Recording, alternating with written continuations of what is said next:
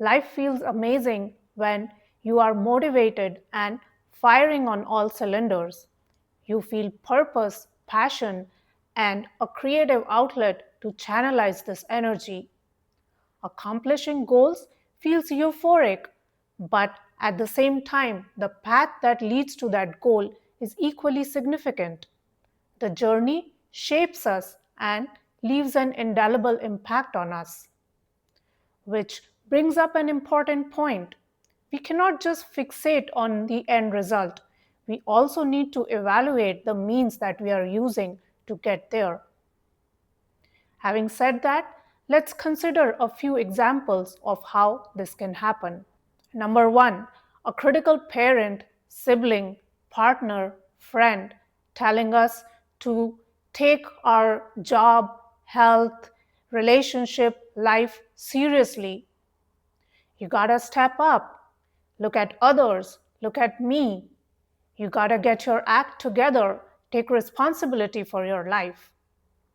Number two, social media, commercials, TV, movies, reality shows, glamorizing unrealistic ideals in form of flawless bodies, perfect relationships, luxurious indulgences, exotic vacations, and indirectly shaming the audience for their average life so they can feel the motivation to buy products and programs so that they can lose weight, look better, accumulate stuff so that they have approval from the peer group.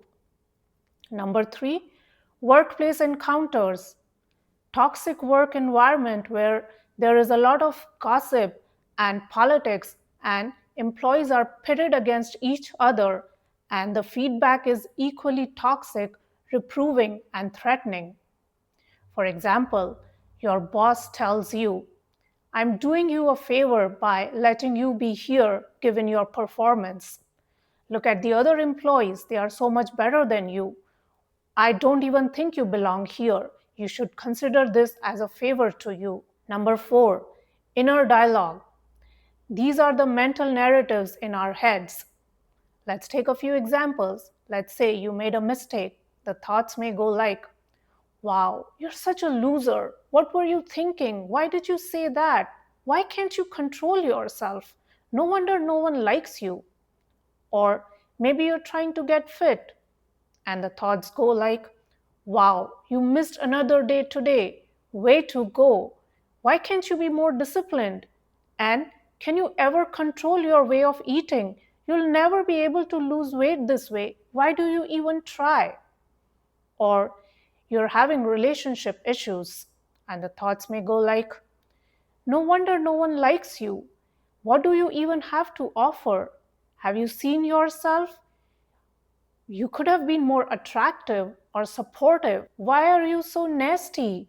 No wonder no one wants to stay with you. What do you even have to offer? Or you have issues at work. You were late to submit that report again. You're already on a short leash. Why can't you get your act together? Do you want to lose this job as well? So, if we look at all these examples, number one, two, and three are external feedback, and number four is internal. However, the strategy is the same. All of these are about motivating someone to achieve results by shaming them, highlighting how they are inadequate, irresponsible, unworthy, unappealing, so that they feel that urge to get better. And all of them are destructive and demeaning. First, shame based motivation never works. It may work for a short while, but it is ultimately destructive. It destroys self esteem and is unsustainable for long periods of time. It may cause individuals to rebel and spiral out of control, resulting in detrimental thoughts and behavior. That said, external factors number one, two, and three are still relatively easier to identify as compared to number four, which is about internal feedback. For number 2 and 3, we can still put some checks in places and not get influenced by toxic work environment or TV, movies, commercials. We can find a different job. We can check our impulses and not get swayed by mainstream propaganda and standards.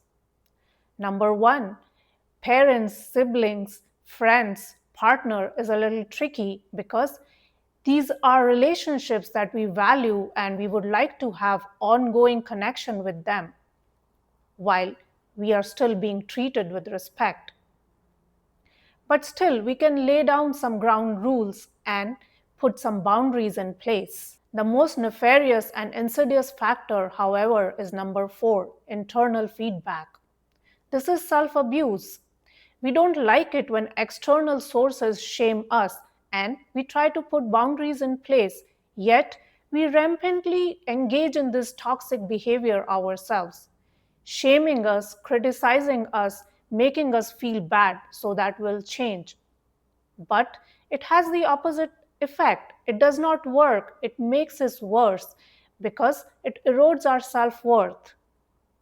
When we crack the whip and force ourselves to comply, it may even work for a little while, but the reinforcement is always based on shame, and so it creates suffering and insecurity, and so it ultimately becomes unsustainable, leading to regressing to old patterns. It may well become a cycle of using guilt and shame to achieve outcomes and then eventually backsliding, causing depletion and burnout.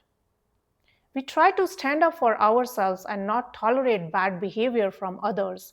So, why not extend it to ourselves if we are guilty of using shame based motivation? It's being a bully to ourselves. It only breeds low self esteem.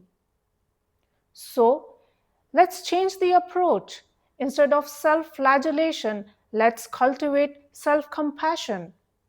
We still have goals and ambition. We just use positive emotions like passion, purpose, inspiration. We accept where we are instead of negatively judging it and then create healthy and sustainable strategies. Also, we lay down ground rules where we don't shame ourselves, we don't criticize ourselves, there is no negative self talk or self abuse. We set realistic goals, be kind to ourselves even when we slip, and foster a healthier relationship with ourselves. We can reach out and seek support from others who are in similar situations. If you think, if I love and accept myself, then I will never do anything, that is not true. We buy into this belief because of our experiences from our formative years when we had to be disciplined so that we could behave and finish our assignments. But we were immature kids then. As adults, we can take back control. And so we can trust ourselves to act in mature and responsible ways. And so we can be our own allies instead of being bullies. Stop berating yourself, beating yourself up, calling yourself names so that you feel enough shame and that lights a fire in you to change. Instead, be your own champion. Imagine how you would support your child or a loved one. Use the same strategy for yourself. Have goals, milestones, and motivate yourself to achieve them. You are capable enough. You have strength and resilience. Be the person you turn to first and foremost in your time of need instead of being afraid of yourself. And then you can join forces with yourself, and all your energies will propel you forward in the direction of your growth. Thanks for watching. Bye.